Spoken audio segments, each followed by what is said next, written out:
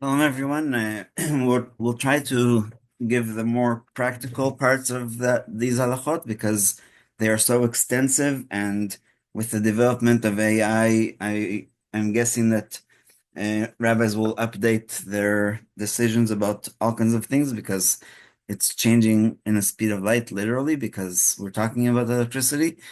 Um, but some of these are very practical. We'll talk more about hotels, hospitals, and private property. So, one may not approach a door that it automatically opens when it senses someone near it. One who does so is viewed as directly triggering the electricity that opens the door. It is immaterial whether the system works through floor sensors, an electric eye, a motion detector, or the like. As we have seen, according to many, including Rav Kook, turning on an electrical appliance on Shabbat is prohibited by Torah law. One who finds themselves, excuse me, in a hotel or a hospital with automatic doors must find an alternative way to enter that does not involve using electricity. If a non-Jew approaches the door in order to enter, a Jew may follow them in.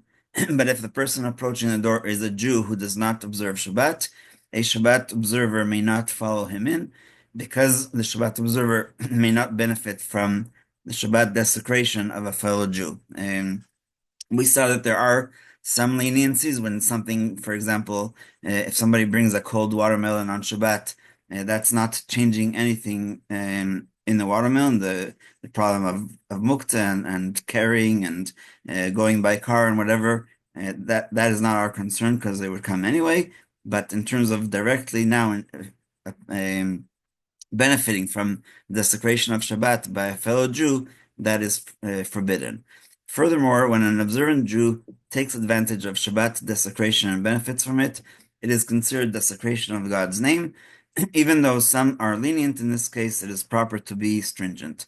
Only under pressing circumstances, when there is no alternative, may one rely on those who are lenient in terms of a non-Jew doing something on Shabbat for us. So, more practical than a hotel, I think, is a hospital, especially outside of Israel, where there's almost no problem with this. So, doctors and nurses may enter a hospital through an automatic door, as their work entails saving lives. So, if a doctor or nurse show up for a shift and they're Jewish and they observe Shabbat, they are allowed to go in the regular way.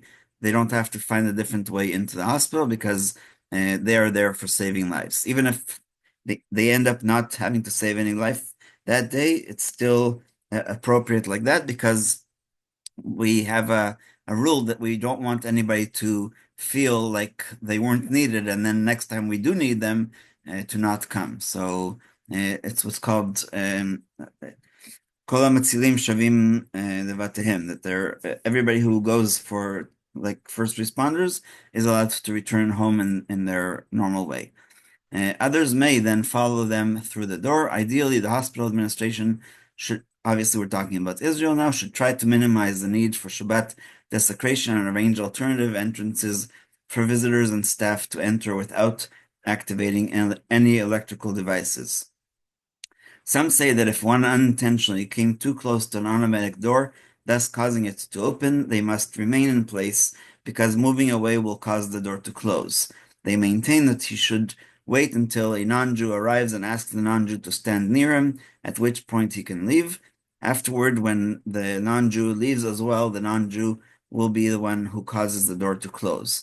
However, if remaining in place causes the Jew anguish, or if they're standing in the way of other people, um, and so he may simply leave as he is just walking normally and does not care if the door is open or closed. So if you're walking down the street in Manhattan and a department store has an automatic door and it opens because it senses you, you're not even there to go into the department store on Shabbat because why would you go into the department store? So we don't care about the door being open or closed, and so that's why it's not forbidden to just leave and move away from the door. Their act of leaving is a psik reisha de lo nichale, meaning yes, for sure the door will close once I'm moving out of the range of the sensor, but I don't care if the door is open or not because it's not my business. And it's also brought via grandma, so it's like a double leniency, which is not forbidden. Even if the person who mistakenly caused the automatic door to open did in fact want to enter, in a time of need, they may still enter since the malacha was unintentional. So back to the hospital, if you're going to visit somebody who's sick that you know is in the hospital, and you did not realize that the only way in is a automatic door, and then you may enter because you are there to do another mitzvah. And so again, in contrast, if he intended for the door to open but forgot and only later remembered, that is still forbidden. He should not enter because one may not benefit from a halacha that was unknowingly performed on Shabbat. So, almost the same idea, but in terms of lights. So when entering a room causes um, so other one may not enter a room where doing so automatically turns on the lights or the air conditioning, while one might claim that he did not intend to turn on the lights or air conditioning by entering the room. The fact is that everyone knows how the system works in such places. This problem is common in hotel rooms and bathrooms. One who stays in such a hotel must make sure that the system is switched off before Shabbat. If he did not take care of this in advance, and is outside his room when Shabbat begins, he may ask a non-Jew to open the door for him, and most hotels, even in Israel, do have non-Jewish workers. And he should further ask the non-Jew to stay for a bit so that the non-Jew will benefit from the lights and or the air conditioning, since he is then viewed as having turned them on for his own sake, and the Jew may then benefit from them. What if the hotel guest is inside such a room when Shabbat begins, and he knows that if he leaves, he will cause the lights or air conditioning to shut off? If he can easily stay inside until after Shabbat, or if a non-Jew is due to come shortly to disable the system, it is preferable to wait inside. However, if doing so causes them anguish, for example, if you're in a hotel and you're not going to be able to join the people downstairs for the meal unless you leave your room, then he may leave the room or bathroom, because the purpose of this system is to save the hotel money by conserving electricity, and the hotel guest does not care about that, for they're paying the same amount whether the lights are on or off. So it is a case of psik reisha de lo nichale regarding a rabbinic prohibition, because everybody agrees that the prohibition of turning off the light or air conditioning is rabbinic, because it's not considered like blowing out a fire to preserve the coals. And so, last but not least, and I urge you to try to read it further. I'm going to try to make a actual spreadsheet with like a table of which ones are allowed and under which specific condition, rabbinic or Torah and b'diavad, etc. So some buildings used closed circuit television in which surveillance cameras transmit images to monitors. A non-Jewish security guard stationed at the entrance keeps an eye on the people who come and go by watching the monitors. So we're not talking now about like a security system of a shul or of a different Jewish organization. We're talking about a regular building that has a concierge, like where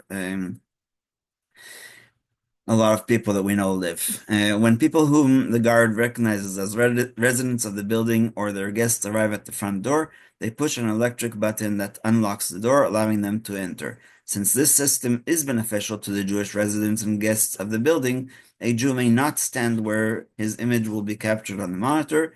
Similarly, if one wishes to enter the building, he may not press the intercom button to request that the guard unlock the door for him, since using electricity is prohibited. So before we finish this halacha, I'll just clarify again, we're not talking about a shul that needs to be such monitored.